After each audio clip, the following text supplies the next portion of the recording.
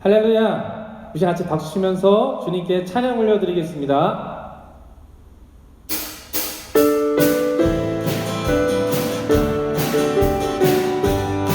기뻐하며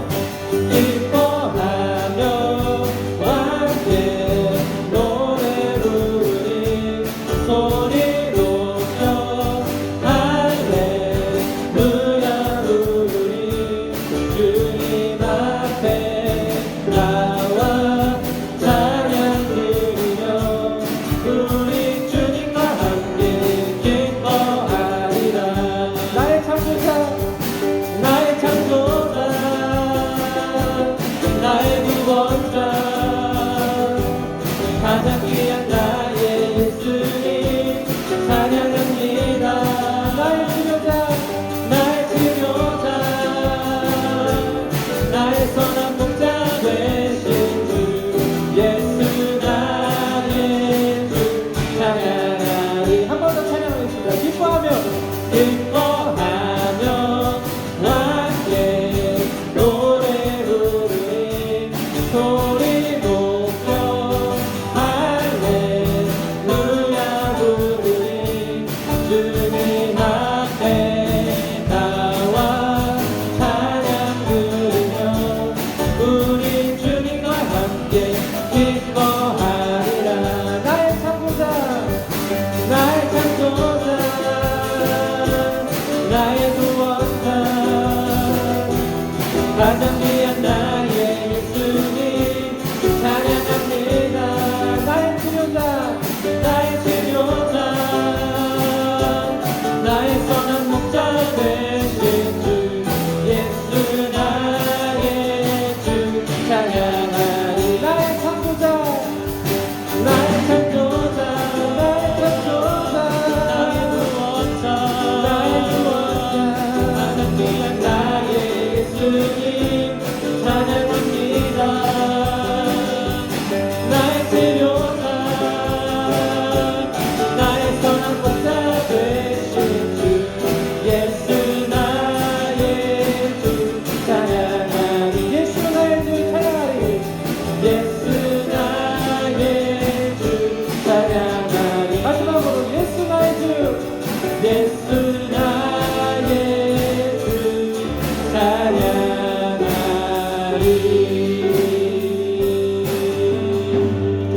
아멘.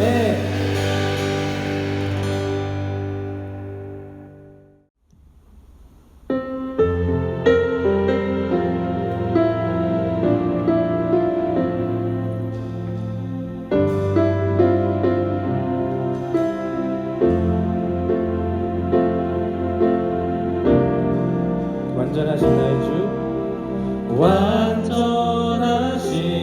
나의 주 그의 길로 날 인도하소서.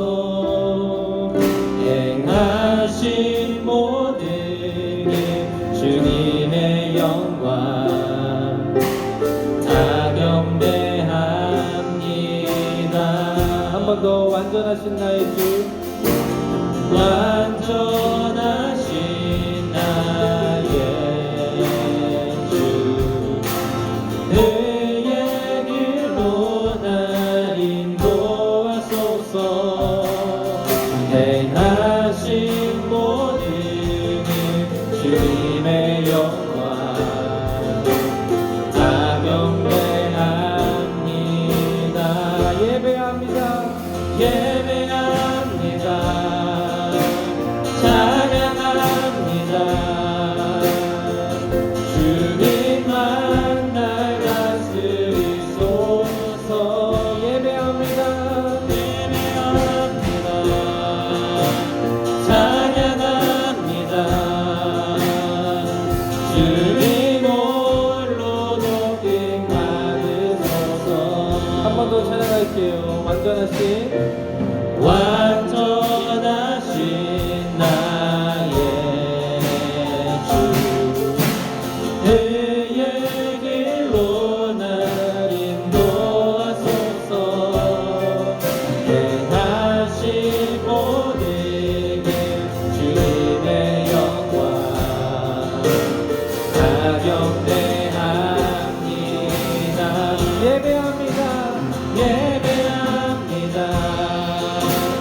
찬양합니다. 주님만 날 다스리소서. 예배합니다. 예배합니다. 찬양합니다. 주님 홀로 높이. 한 번 더 찬양하겠습니다. 예배합니다. 예배합니다. 찬양합니다. 주님만 날 다스리소서. 예배합니다. 예배합니다. 찬양합니다. 주님 홀로 높임 받으소서. 주님 홀로 높임 받으소서. 주님 홀로 높임 받으소서. 마지막으로 주님 홀로 높임 받으소서.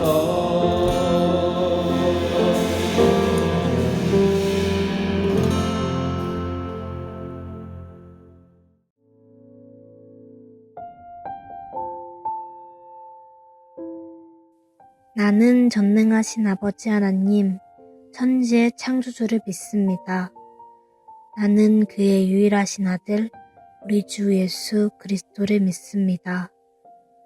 그는 성령으로 잉태되어 동정녀 마리아에게서 나시고 본디오 빌라도에게 고난을 받아 십자가에 못 박혀 죽으시고 장사된 지 사흘 만에 죽은 자 가운데서 다시 살아나셨으며 하늘에 오르시어 전능하신 아버지 하나님 우편에 앉아 계시다가 거기로부터 살아있는 자와 죽은 자를 심판하러 오십니다.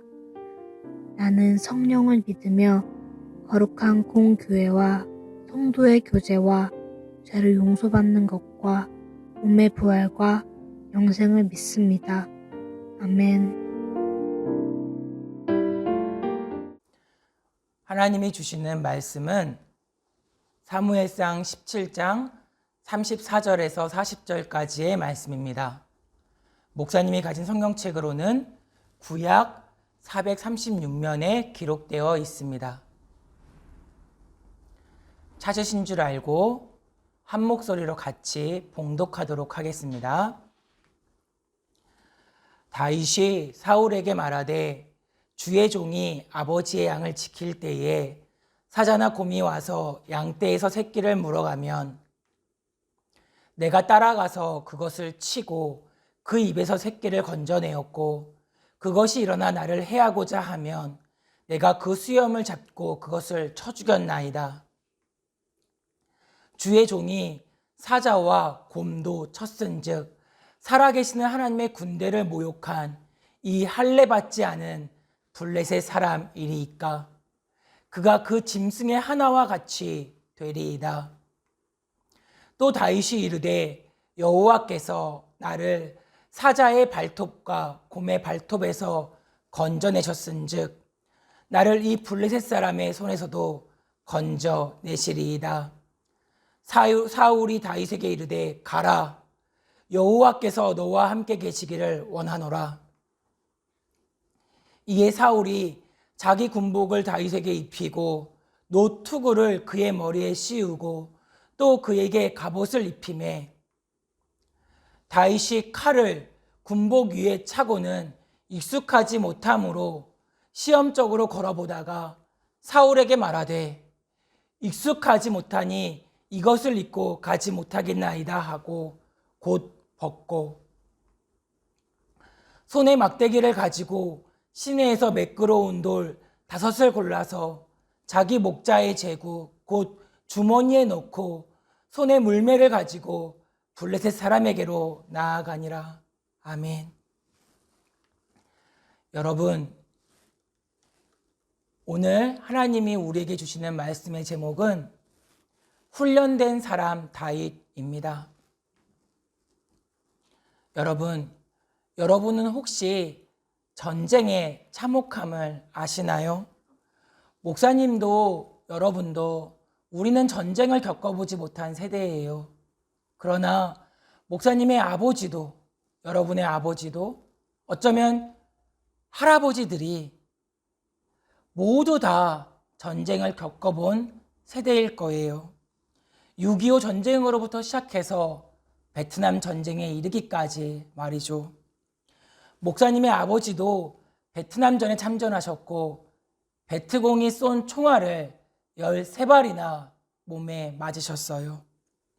심지어 13발을 맞았던 목사님의 아버지가 입었던 방탄조끼는 노원구에 있는 육군사관학교 박물관에 전시되어 있어요. 또한 인터넷에서도 쉽게 찾아볼 수 있는 이 사진의 주인공이 바로 목사님의 아버지예요. 왜냐고요? 목사님은 이 사진을 어렸을 때부터 아버지의 사진첩에서 보았으니까요. 더불어 국방부 군사편찬연구소에서 책을 하나 펴냈는데 베트남전 영웅 챕터 38번이 바로 불멸의 영웅 오인섭 중위편이에요. 목사님의 아버지 이름이 오자, 인자, 섭자씨거든요.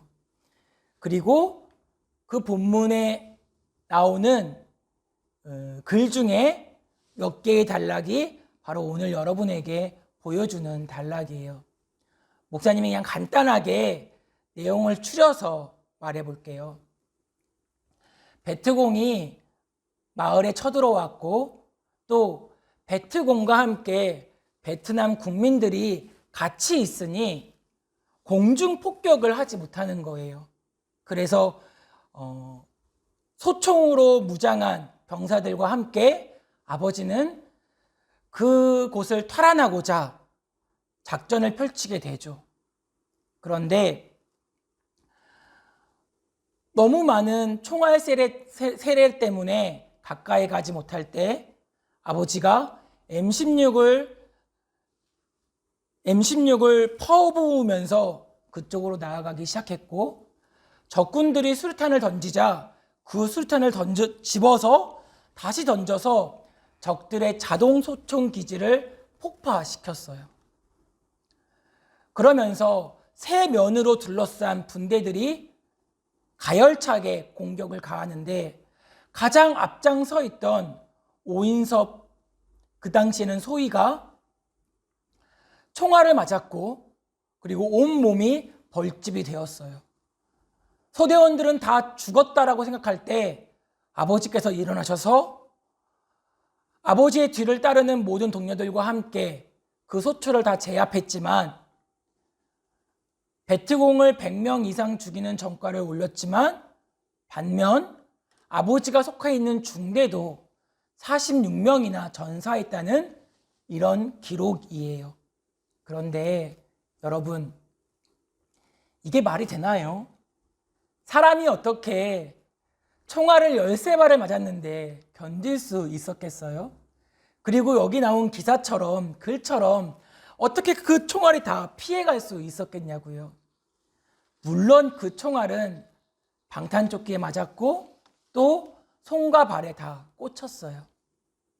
아버지는 아픔이 있었지만 내가 소이다 보니까, 내가 장교이다 보니까 장교가 그 자리에서 후방으로 병원으로 실려갈 수가 없기에 전투가 끝날 때까지 주의를 그만두지 않았고 그 전투가 끝나자마자 병원으로 이송되셨어요. 그 뒷이야기가 이래요. 아버지가 피를 너무 많이 흘리시고 또 다리에도 총탄이 박히셨기 때문에 시간이 많이 흘렀잖아요. 그 피와 군화와 살이 같이 응고가 되어버려서 달라붙어 버린 거예요. 수술을 해야 되는데 수술을 할 수가 없어서 군화와 함께 아버지의 다리의 이 피부도 같이 잘라냈어요. 그리고 또한 너무 많은 출혈을 했기 때문에 빈혈 증상 때문인지 몰라도 반년 동안 병원 침대에서 누워 있어야만 하는 그런 씁쓸한 환경을 맞이하게 되었죠. 터지는 폭탄 소리, 굉음과 같은 총알 소리 때문에 아버지는 지금도 큰 소리가 아니면 잘 알아듣지를 못하셔요. TV 또한 가장 큰 소리를 내어서 듣곤 해요. 그러다 보니까 목사님 귀도 좀 이상해졌어요. 왜냐하면 어렸을 때부터 아버지가 큰 소리로 말하고 큰 소리로 대답하고 그리고 큰 소리로 TV를 보다 보니까 목사님도 작은 소리에 잘 반응하지 못하는 귀를 가지게 된 거죠. 또 그뿐인가요? 아버지는요, 이제 나이가 드시니까 손과 발, 즉 총탄이 뚫고 지나갔던 손과 발에 마비가 온다고, 시리다고 자주 말씀하셔요. 여러분, 전쟁이 비참한가요? 아니요. 전쟁은 비참하지 않아요. 전쟁은요, 비참함을 넘어서 참혹한 거예요. 그런데 그 베트남전에 출동했던 모든 군대들, 대한민국의 군대들의 공통점이 하나 있었어요. 뭐냐면 모든 군대들이 베트남전에 다 갔을 때 바로 총을 쏘면서 전투에 투입된 적이 단 한 번도 없었다는 거예요. 아버지가 있었던 백마부대도 역시 마찬가지였어요. 6개월 동안은 여러 가지 훈련을 하다가 반년 동안 여러 가지 훈련을 다 겪은 이후에 그제서야 반년 후부터 전투에 투입되기 시작한 거죠. 그렇게 훈련이 충분히 되어진 이후에야 전투를 시작할 수 있어요. 왜요? 그래야만 승리할 수가 있으니까요. 그렇다면 오늘 본문을 한번 보세요. 오늘 본문에는요, 이스라엘 군과 블레셋 군이 마주치는 부분이 나와요. 그런데 성경을 자세히 보면 어떻게 되어 있는 줄 아세요? 사무엘상 17장 1절 말씀이에요. 블레셋 사람들이 그들의 군대를 모았어요. 그리고 이스라엘 군대와 싸우고자 하여 에베스 담밈에 진쳤다고 나와요. 이게 사무엘상 17장 1절 말씀이에요. 그럼 그 다음 절에 뭐라고 나와야겠어요? 이스라엘의 군대도 동일하게 진쳤더라 라고 나와야 되는 게 당연한 거 아닌가요? 그런데 사무엘상 17장 2절은 이렇게 나와요. 사울과 이스라엘 사람들이 모여서 엘라 골짜기에 진쳤더라. 다시 말하면 뭐예요? 블레셋 군대들은요, 군인이라고 부를 만큼 정비되어졌고 훈련되어졌고 그리고 강한 군인들이라는 거예요. 반면에 이스라엘 사람들은요, 군인도 아니고 훈련받지도 못하고 또 강하게 이렇게 여러 가지 훈련들을 하지 못한 그냥 사람들이라는 거예요. 그럼 여러분 한번 생각해 보세요. 사람들과 군대랑 한판 딱 마주쳤어요. 대한민국 군대랑 대한민국 그냥 사람하고 부딪혔어요. 그럼 누가 이기겠어요? 당연히 훈련되고 그리고 여러 가지 고난을 겪은 군인들이 이기는 게 세상의 상식이 아닌가요? 그런데 오늘 결과가 좀 이상하게 흘러가기 시작하는 거예요. 예를 들면 여러분 한번 이런 생각을 해보셔요. 여러분이 1분 뒤에 기말고사를 봐요. 그러면 여러분 뭐 해야 할 것 같아요? 당연히 공부해야 하죠. 옆자리, 뒷자리, 앞자리 할 것 없이 다 열심히 공부하는 거예요. 그게 바로 뭐예요? 세상이 말하는 세상의 상식이에요. 그런데 믿는 사람들은 좀 달라요. 그 시간에 공부하던가요? 시험지 나눠줄 때까지 책 보고 있던가요? 공부를 별로 잘 하지 못했던 목사님도 그 시간에 뭐 했냐면 두 눈을 감고 두 손을 모으고 하나님께 기도했어요. 내가 열심히 했든 열심히 하지 않았든 하나님, 내가 보고 배우고 익힌 것 다 생각나게 해달라고 그렇게 기도했어요. 간절하게 기도했다고요. 세상의 상식으로는요, 말도 안 되는 이야기예요. 1분 전이잖아요. 시험 보는 기간 1분 전. 그러면 책 펴놓고 공부하는 게 당연한 거죠. 그런데 상식이 그게 맞는데 하나님은 그 상식 가지고 세상 살지 말라는 거예요. 아니, 상식 가지고 세상 살아도 돼. 그런데 하나님을 잊게 만드는 세상의 상식 가지고는 살지 마. 라고 말씀하시는 거예요. 여러분, 성경을 한번 보셔요. 하나님이요, 자신을 잊게 만드는 세상의 상식 가지고 일하신 적이 몇 번이나 있나요? 목사님이 보기엔 단 한 번도 없었던 것 같았어요. 아브라함요? 아브라함요, 가난한 사람 아니에요. 진짜 부자였어요. 왜요? 그의 아버지 데라가 우루, 다시 말하면 달의 신인 난나를 섬기는 그 땅 가운데 우상쟁이였거든요. 여러분, 목사님이 수차례 말했죠? 진주성 앞에 뭐가 많다고요? 점집, 우상집. 한 집 건너 한 집씩 있는 거예요. 왜? 사람들이 바다로 가서 죽다 보니까 의지할 무언가가 필요했거든요. 마찬가지예요. 우루 땅은요, 비옥했지만 언제나 홍수가 범람해서 사람들이 많이 죽었거든요. 그러니까 달의 신인 난나를 비롯해서 여러 가지 우상신들을 섬기는 거예요. 그런데 그 직업이 우상쟁이라는 건요, 돈을 갈퀴로 긁는 거나 마찬가지예요. 산처럼 쌓이는 거예요. 그런데 하나님은 말씀하셔요. 세상의 상식으로 살지 마. 너 나를 잊게 만드는 세상의 상식으로 살지 마. 그 땅을 떠나. 그리고 내가 내게 지시할 땅으로 가. 그런데 문제는 그 지시할 땅도 가르쳐 주지 않아요.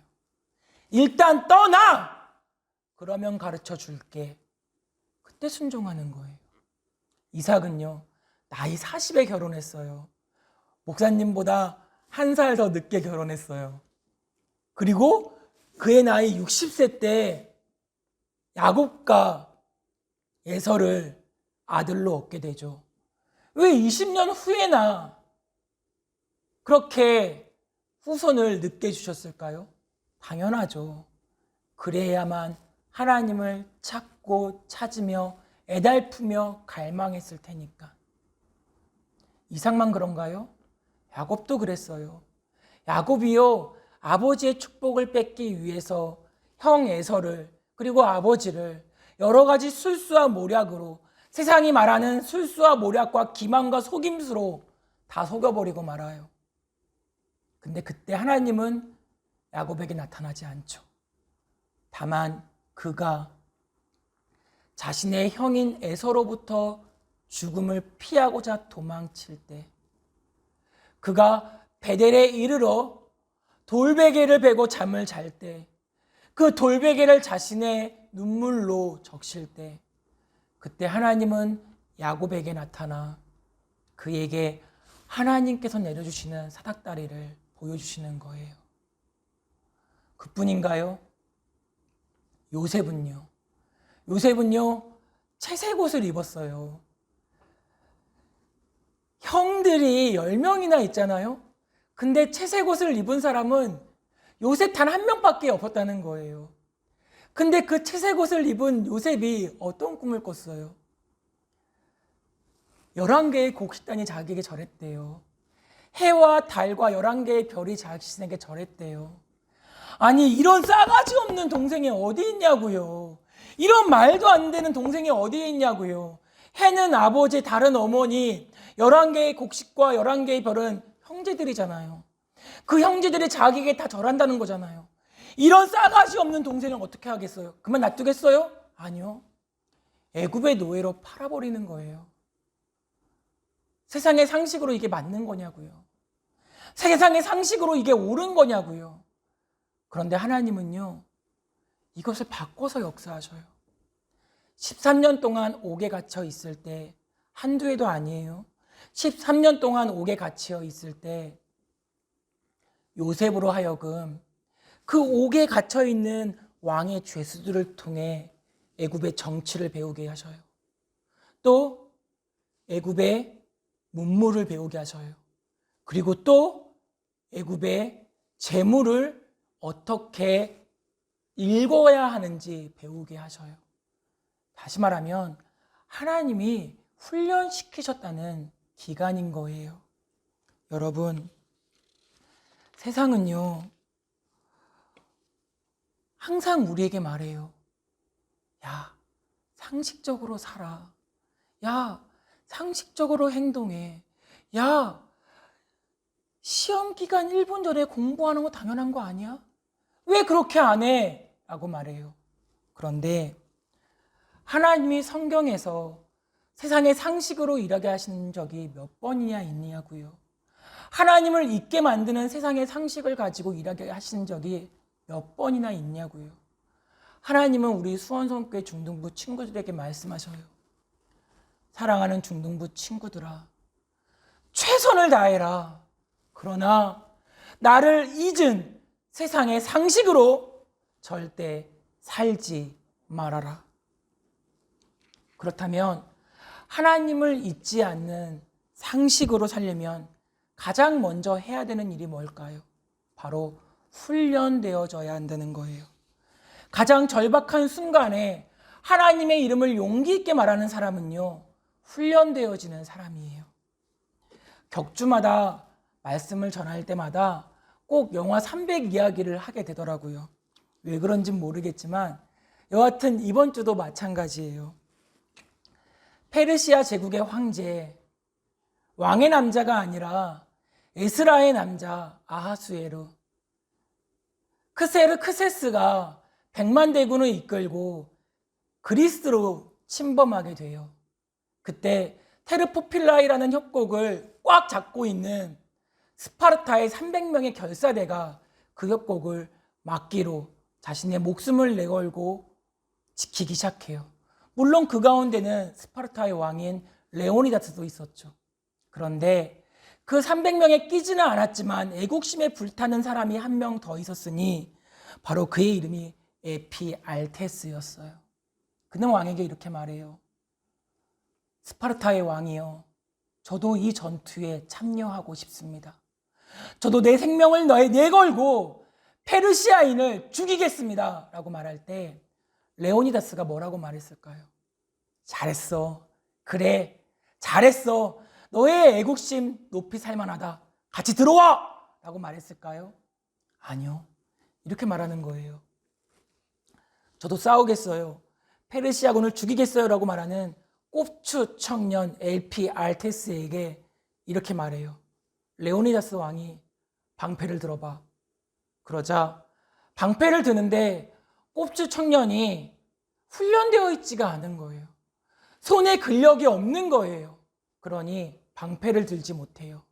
그리고 심지어 방패를 떨어뜨리기까지 하는 거예요. 그러자 레오니다스 왕이 이렇게 말하기 시작해요. 우리는 하나의 방패처럼 움직이면서 싸운다. 내 방패로 내 몸을 가리는 게 아니다. 내 왼쪽 방패가 내 왼쪽에 있는 병사의 허벅지부터 몸까지 모든 화살과 도끼와 칼을 막아줘야 된다. 내 생명을 내 왼쪽 병사에게 맡기도록 훈련되어야만 이 병진이 움직일 수 있다. 라고 말하는 거예요. 왼쪽 병사의 허벅지부터 목까지 방패로 보호해줘야 한다. 단 한 사람으로 뚫리면 무용지물 아무것도 아니게 된다. 라고 말하죠. 그런데 이 엘피알테스는 이거를 받아들이지 못하는 거예요. 왜 그럴까요? 왜 그럴까요? 왜 받아들이지 못할까요? 알량한 애국심에 취해서? 아니면 자존심이 용납하지 못해서? 아니요. 단 한 가지 이유. 엘피알테스는요, 자기가 하고 싶어 하는 것을 하고 싶어 했어요. 만약 그가 레오니다스 왕이 말했던 것처럼 다른 일을 했다면 이 영화의 제목은 300이 아니라 301의 제목으로 나왔을 거예요. 그러나 그는 끝내 자신의 자존심 때문에 내가 하고 싶어하는 것을 못했다는 그 이유만으로 페르시아 제국의 동료들을 300명이나 되는 동료들을 다 팔아버리고 말아요. 나중에 레오니다스 왕이 엘피알테스에게 이렇게 말해요. 엘피알테스, 너는 끝까지, 너는 평생 후회하게 될 것이다. 자기가 하고 싶어 했던 것을 한 사람의 말로는 자기 민족의, 자기 국가의 멸망이었어요. 여러분, 우리도 마찬가지 아닌가요? 때로는 엘피알테스처럼 내가 하고 싶어 하는 것을 해요. 그러면서 심지어 뭐라고 말하냐면 하나님께서 이것을 나에게 훈련시키셨어요 라고 속여요. 누구를? 하나님을? 아니요. 나 자신을. 나 자신을 내가 스스로 속이기까지 하는 거예요. 물론 나는 속일 수 있겠죠. 나는 속일 수도 있겠죠. 그러나 하나님은 그것에 속지 않는다는 게 문제예요. 그리고 또 이렇게 말하기도 해요. 나 지금 엄마랑 싸워서 온라인 영상 예배 드릴 기분 아니야. 나 지금 성적이 완전 엉망이라서 예배가 오프라인이 되든 온라인이 되든 상관없이 영상 드릴 기분도 아니고 교회 갈 기분도 아니야. 잠언 말씀에 나오는 것처럼 돌적귀를 따라 도는 문처럼 나는 침상을 따라 도는 사람이 될 거야 하고 그냥 침대포 엎고 그냥 그 안에서 휴대폰 가지고 놀기도 해요. 이런 우리의 모습이 어떻다는 거예요? 바로 훈련이 안 되어 있다는 거예요. 오늘 본문의 주인공은 다윗이에요. 다윗은요, 훈련이 된 사람이었어요. 그는요, 문제가 뭐냐면 그 훈련이 자기가 하고 싶어 한 훈련이 아니라 하나님이 시킨 훈련을 했다는 거예요. 오늘 본문 34절 35절 한번 읽겠습니다. 다윗이 사울에게 말하되 주의 종이 아버지의 양을 지킬 때에 사자나 곰이 와서 양떼에서 새끼를 물어가면 내가 따라가서 그것을 치고 그 입에서 새끼를 건져내었고 그것이 일어나 나를 해하고자 하면 내가 그 쇠을 잡고 그것을 쳐 죽였나이다. 다시 말해볼까요? 이세의 다른 자녀들, 다윗의 형들, 다윗이 맨 막내였으니까 양을 쳤다는 거예요? 안 쳤다는 거예요? 안 쳤다는 거예요. 다 어디 있어요? 엘리압, 아비나답, 시므아, 느다넬, 라떼, 오셈 다 어디 있어요? 전쟁터에서 기웃기웃거리고 있는 거예요. 왜요? 전쟁터에서 얻을 명예가 있거든요. 근데 다윗은 뭐 하고 있어요? 양치고 있어요. 양치는 건요, 전쟁터에서 얻을 명예도 없어요. 또 분명히 목사님이 막내라고 했죠. 막내는요, 그 당시에 상속권자에서 멀어진 사람이에요. 다시 말하면 내가 유산으로 상속받을 양을 치는 게 아니라 형들이 받을 양을 내가 대신 치고 있는 거예요. 그러면 무슨 생각이 들겠어요? 와, 시간 정말 헛되이 살아가는구나. 나 지금 뭐 하고 있는 거지? 나 지금 뭐 하고 있는 거지? 이렇게 살아도 되는 건가? 라는 생각이 들지 않겠어요? 그런데 하나님은 분명 말씀하셔요. 뭐라고요? 내가 다윗을 훈련시킨 기간이었다고. 사자나 곰이 올 때 다윗이 그 동물들을 죽였던 것처럼 이제 손에 무력을 얻게 돼요. 그 무력을 가지고 골리앗과 싸우기 시작하는 거예요. 그런데 그 골리앗 앞에서 하는 행동이 좀 이상해요. 오늘 본문의 마지막 절인데 이렇게 말해요. 손에 막대기를 가지고 시내에서 매끄러운 돌 5을 골라서 자기의 목자에 재고 곧 주머니에 넣고 손에 물매를 가지고 블레셋 사람에게로 나아가니라. 여러분, 이상하지 않나요? 왜? 하나님이 다윗을 훈련시키셨잖아요. 완벽한 훈련이잖아요. 그런데 왜 다윗은 돌을 5개나 골랐을까요? 백발백중의 실력, 돌 하나만 있으면 다 맞출 수 있는 실력. 성경을 보니까 어떻게 나와 있어요? 다윗이 돌을 딱 던졌을 때 그 돌이 마치 미사일처럼 블레셋 장군 골리앗에게 들어가서 돌이 보이지도 않았다고 나와요. 얼마나 셌으면, 얼마나 정확했으면. 백발백중이면 돌 하나만 가지고 있으면 되죠. 또 혹시 모르니까 돌 하나만 더 있으면 되잖아요. 돌 2개만 가지면 되잖아요. 근데 왜 시내에서 매끄러운 돌 5개를 주머니 속에 넣었을까요? 왜 그랬을까요? 하나님이 훈련시켰던 다윗의 실력은요, 20%라는 거예요.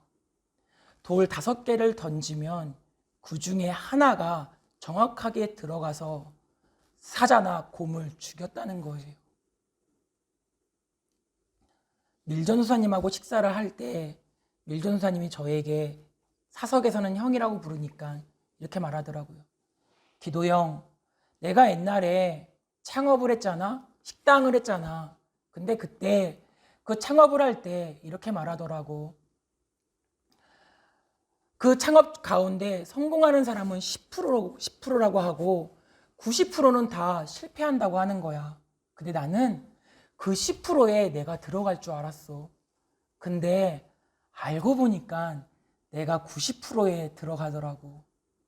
여러분, 세상에서 싸울 수 있는 실력은 다윗처럼 20%밖에 안 돼요. 그런데 그가 백발백중 돌 1개를 딱 던지자마자 그것이 블레셋 장군 골리앗 머릿속으로 빠르고 정확하게 들어갈 수 있었던 것은 나머지 실력 80%를 누가 채워주셨다는 거예요? 바로 하나님이 채워주셨다는 거예요. 여러분, 사단은 항상 이렇게 말해요. 야, 이성적으로 생각해. 야, 세상에 상식적으로 생각해. 왜 이렇게 모르니? 확률 20%가 얼마나 높은 건지 몰라? 라고 말해요. 그러나 우리는 기억해야 해요. 인생의 승리는요, 내가 하고 싶은 것 하는 게 아니고 내가 해야 할 무언가를 얻기 위해서 하는 것이 아니라 하나님이 나를 만들어 가시는 훈련 속에서 내가 할 수 있는 최선을 다할 때 주시는 것이 바로 승리라는 것을 말이죠. 그럼으로써 고난으로 받는 훈련도 우리는 기쁨으로 받을 수 있어야 해요. 그러므로 코로나19로 인해 우리 중등부 친구들 가운데 훈련되어지는 상황 가운데 있는 친구들이 있다면, 그런 친구들이 있다면 하나님께서 이 세상 살 때 상식으로 살지 말라고, 하나님 잊어버리게 하는 세상의 상식으로 살지 말고 내가 다윗을 훈련시켰듯이 지금 너를 훈련시키는 거라고 말하는 그 하나님의 음성을 감사함으로 들을 수 있는 우리 중등부 친구들이 되었으면 좋겠어요. 우리 기도하겠습니다. 하나님 아버지, 나를 훈련시키고 나를 다듬어 가시는 하나님의 거대한 경륜 속에, 계획 속에 내가 있음을 느낍니다. 내가 나에게 닥치는 곤고와 고난, 어려움과 힘든 가운데 좌절하거나 절망하지 않게 해주시고, 이것 또한 하나님이 나를 다윗처럼 크게 쓰시고자 하시는 하나님의 섭리 속에 있다는 것을 깨달아 오직 감사함으로 반응할 수 있는 우리 중등부 친구들 될 수 있도록 인도하여 주시옵소서. 감사합니다. 예수님의 이름으로 기도합니다. 아멘. 축도하겠습니다.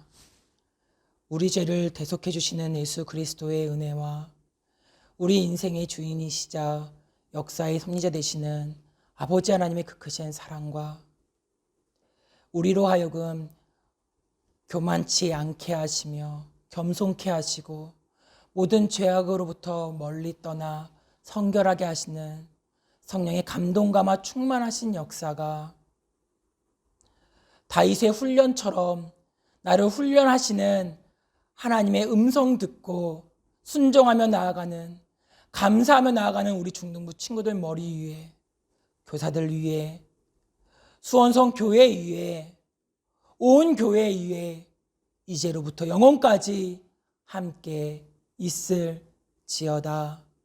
아멘.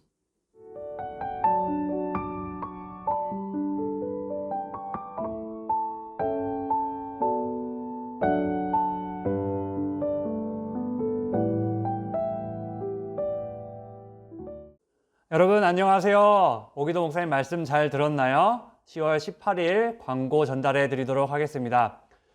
여러분, 사회적 거리두기 단계가 1단계로 완화되었습니다. 하지만 아직도 사회적 거리두기가 진행되고 있다라고 하는 것을 기억하기 바랍니다. 외출할 때는 꼭 마스크를 착용하고 외출 후 돌아와서는 그리고 어느 곳을 만지고 나서는 비누로 손을 꼭 씻는 여러분 되기를 바랍니다. 그래서 코로나 때문에 건강 잃지 않는 우리 모든 중등부 친구들, 선생님들 다 되었으면 좋겠습니다.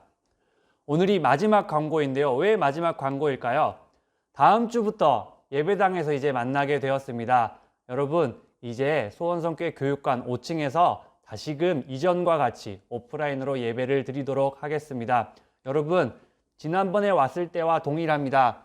마스크를 꼭 착용하고 교회에 오기 바랍니다. 그리고 기침이나 열이 있을 경우에는 선생님께 말씀해 주시고 집에 머물도록 합니다. 그리고 교회에 와서는 손 소독기로 손을 소독하고 열 화상기에 본인의 체온을 확인하기 바랍니다. 그리고 예배당에 와서는 스티커가 붙여져 있는 자리에만 띄어져서 앉도록 하겠습니다. 그리고 예배당에 와서는 절대로 언제 어디서건 마스크를 벗지 않습니다. 이와 같은 수칙을 지키면서 예배를 드리게 될 테니까요. 우리 다음 주에 오랜만에 반갑게 예배당에서 만나서 함께 하나님을 찬양하고 기도하는 시간 가졌으면 좋겠습니다. 오늘 공지는 여기까지입니다. 다음 주에 예배당에서 만나요.